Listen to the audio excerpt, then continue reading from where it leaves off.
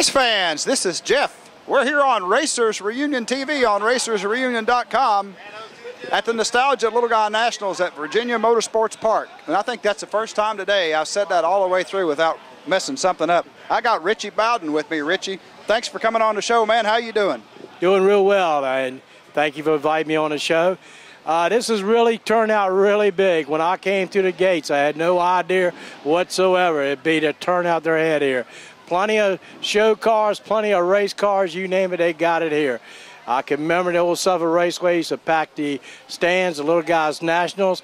That's when the guys from out of Pennsylvania, New York would come down for the Little Guys Nationals, and they'd go after to try to set the record. That was the last race of the year before they could set a record that would go through the months of January, February, and December.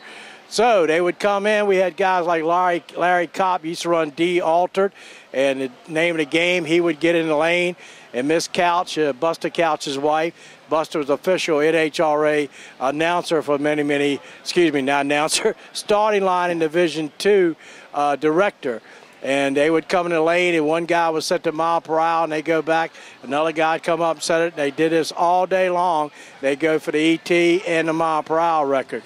So it kind of reminds me here of the old days of drag racing. If you ever get a chance to come one of these, you got to come.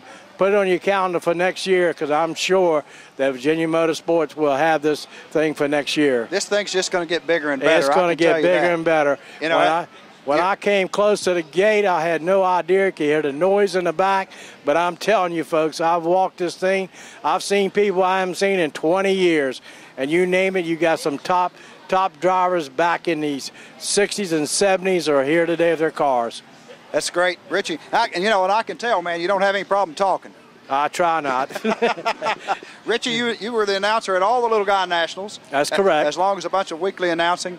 And in your career, going back in drag racing history, you've seen a lot of the greats come through there to make those Little Guy Nationals, and probably got some stories you can tell us. Oh yeah, I can name one of them.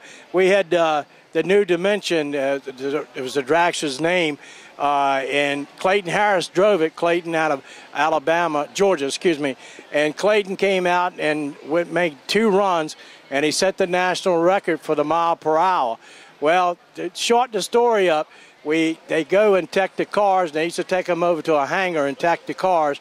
And J.C. Collins, which now still works for NHRA, was kind of walking around the car, scratching his hair. Short story is, Clayton had put one wheel out further than the other wheel. In other words, the front wheel would be out further to clip the clock quicker for the mile per hour record. Wow. And they disqualified it. Wow, how about that now? I thought it was only the NASCAR guys that did stuff like that. No, there's some tricks of the trade when they go to setting the national record, and I guess Clayton went for it.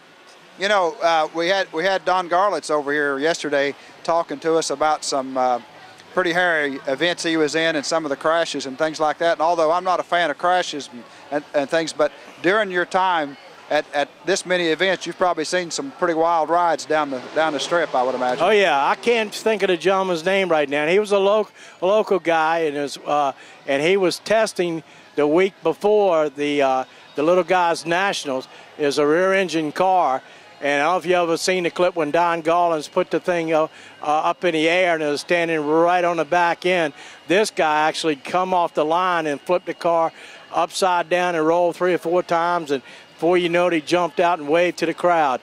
And I've seen a couple of funny cars at Suffolk go through it, and they just bust in flames and the whole car be nothing but a frame left on the top end. Holy mackerel. Now tell me, Richie, when you look at the sport and the way it's changed over the years and the way it is today, how do you feel about racing today? I think racing today is going to be around for a long time.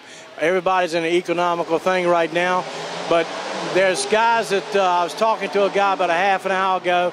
He had a car he used to run maybe 10 or 12 years ago, and now his daughter's got older, and he's bought the car out and redone the motor and everything, and now they compete against at a local track down in Carolina. So he enjoys it. The whole family, the grandchild's got a junior dragster he runs. So it's kind of a family affair now. Everybody comes out and has a good time. You know, one thing I like about this nostalgia stuff is, you know, Kay and I were talking about this earlier. You know, a lot of people can remain involved in racing with this. This is pretty cool. Yes. Doesn't take the major bucks that it takes to go run with the current guys. That's the truth right there.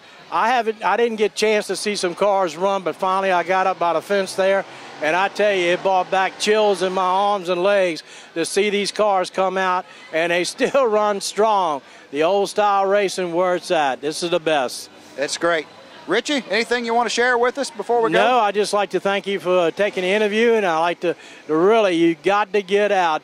If you can't make one your local track or whatever when they have it, I'm telling you, book for next year, because I'm telling you folks, this thing, the word's got out, and these folks will really pull in next year.